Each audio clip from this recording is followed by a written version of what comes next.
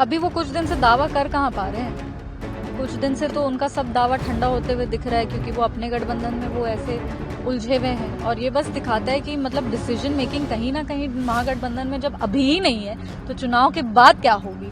अगर आज वो लोग एक डिसीजन नहीं ले पा रहे हैं कि गठबंधन को कैसे अगर आप बिहार की लड़ाई को लेके इतने ही गंभीर थे और बिहार के विकास को लेके इतने ही गंभीर थे, तो लोकतंत्र में आप अपने कैंडिडेट्स ही नहीं उतार पा रहे।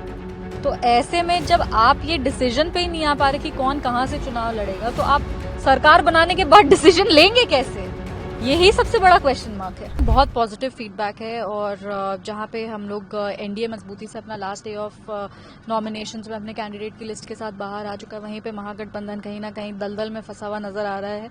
और हमको लगता है कि आधा चुनाव तो एनडीए ऐसे ही जीत गया, क्योंकि महागठबंधन अभी भी क्लैरिटी के साथ चुनावी मैदान में वो नहीं उतर पाए। और ये बस दर्शाता है कि जो अपने गठबंधन के भीतर ही मामलों को नहीं सॉर्ट कर पा रहा है, वो बिहार की बातों को कहाँ से रखेगा। आज जब हम लोग चुनाव शुरू कर दिए हैं तो ये बहुत ज़रूरी था कि हम लोग पॉलिसीज़ पे चर्चा करते, विचारधारा पे चर्चा करते, या हम लोग कैंपेन में बिहार को कैसे आगे बढ़ाया जाए इसकी बात करते। पर हम लोग के पास विपक्ष एकदम ही शांत लगता है, ऐसा लग रहा है कि रणभूमि पूरा खाली है और हम लोग अकेले वहाँ पे।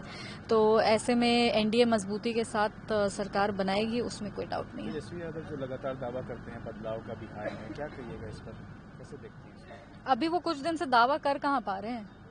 कुछ दिन से तो उनका सब दावा ठंडा होते हुए दिख रहा है, क्योंकि वो अपने गठबंधन में वो ऐसे उलझे हुए हैं। और ये बस दिखाता है कि मतलब डिसीजन मेकिंग कहीं ना कहीं महागठबंधन में जब अभी ही नहीं है तो चुनाव के बाद क्या होगी।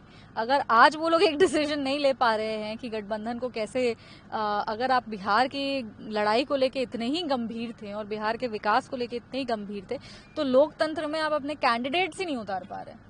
तो ऐसे में जब आप ये डिसीजन पे ही नहीं आ पा रहे कि कौन कहां से चुनाव लड़ेगा, तो आप सरकार बनाने के बाद डिसीजन लेंगे कैसे? यही सबसे बड़ा क्वेश्चन मार्क है। अच्छा, एक बयान है अमित शाह जी का जिसको लेकर के बिहार की सियासत जो है काफी तूल पकड़ रही है, अपोजिशन घेर रहा है।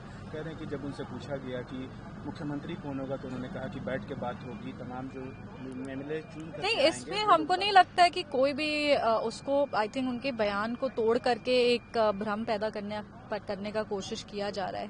एनडीए एकजुट है और एनडीए में जब सीट शेयरिंग की बात हो या गठबंधन तहत कोई भी बात हो, तो शीर्ष नेतृत्व अपने साथ में बैठ के हर कंफ्यूजन को सॉल्व कर लेता है। तो इसमें इसको इस तरीके से देखना कि नहीं वो टारगेट करने का प्रयास करें, आई थिंक उसको तोड़ मरोड़ के एक अलग एजेंडा को तैयार करने का कोशिश किया जा रहा है। सवाल है, अपोजिशन ये भी कह रहा है कि एनडीए में भी देखा गया था कि कुछ सीटों पर उम्मीदवार जो है एलजेपी ने उतारे, हिंदुस्तानी अवामी मोर्चा की तरफ से भी कहा गया कि उतारेंगे, जेडीयू की तरफ से भी दावा किया जा रहा था। कहीं ना कहीं सिर्फ तो वो एनडीए में भी दिख रहा था, क्या कहिएगा इस पर? नहीं, एनडीए में कभी भी कोई भी जो रोड ब्लॉक है वो नहीं था। एनडीए हमेशा अपना सीट शेयरिंग फाइनल करके, अब आप स्पेक्यूलेशन तो कुछ भी कर सकते हैं, पर जरूरी नहीं है कि हर स्पेक्यूलेशन का कोई आधार हो। सबकी अपनी कोई पर्सनल एस्पिरेशंस भी हो सकते हैं, जिसको समय रहते हम लोग उससे हम लोग डील किए हैं और आज हम लोग एक मजबूत फ्रंट की तरह विपक्ष के सामने खड़े हैं बिहार के लिए।